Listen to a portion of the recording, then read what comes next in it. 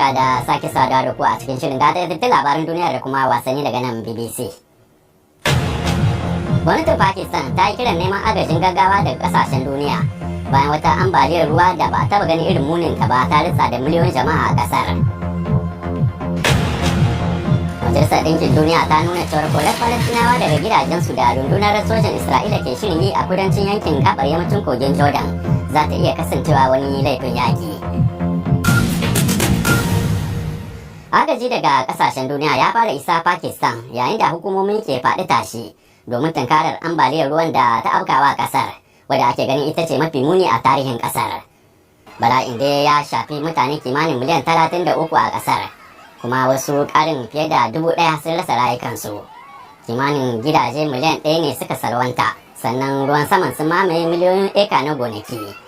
Jiya ne jiragen farko ɗauke da kayan agaji suka isa ƙasar daga Turkiya da haɗaɗɗiyar daular Larabawa. Wakilin asusun UNICEF a Pakistan ɗin ya bayyana halin da ake ciki a ƙasar da cewa wani mummunan bala'i ne.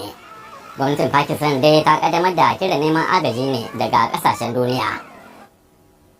To a halin da ake ciki kuma jami'ai sun ce ruwan kogunan da suka cika suka batse na malala daga yankunan da ke kan tsaunuka, inda suke yin barazanar mamaye ƙauyukan da ke ƙasan tsaunukan, musamman a lardin Sindh na kudancin ƙasar, wanda shine yankin da bala'in ya fi shafa. Gadi Ibrahim Jinyawa da ƙarin bayani.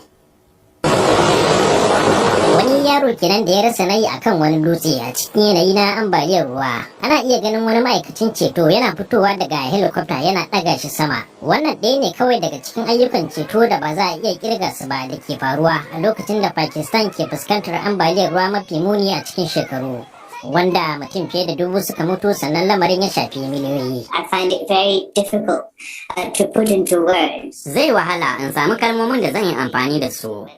Iska ɗauke da ruwa ko ambaliya ba za su iya bayyana girman yanayin da ake ciki ba, da kuma bala'in da har yanzu muke gani. Waɗannan hotunan na tauraron ɗan adam na nuna girman ambaliyar. Haka da Jampur a lardin Punjab na Pakistan yake kama kafin ambaliyar.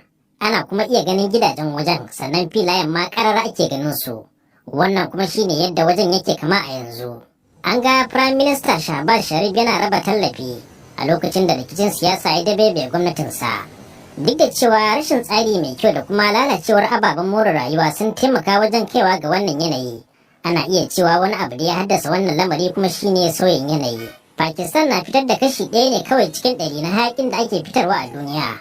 Sai dai kasar na fama da wasu daga cikin munanan abubuwan da gurbataccen hayakin ke haifarwa. Yawan ruwan saman da ya sauka a lardin Sindh a wannan watan ya ninka kusan sau 9 fiye da yadda aka saba gani a baya. Saboda haka ne Pakistan ke neman taimako na gaggawa.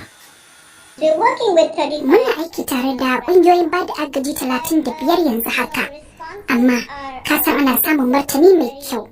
Amma muna buƙatar tallafin kayan aiki. Muna kuma buƙatar ma'aikatan ceto sosai a ƙasa. Wannan ambaliya na zuwa ne a wani mawuyacin lokaci da Pakistan ɗin ke fama da matsalar tattalin arziki. Har yanzu dai ba a gama ganin ɓarnar ambaliyar ruwan ba tukuna. Yayin da wasu yankunan yanzu ke shirin fuskantar ambaliyar ruwa daga kogunan da suka cika suka batse.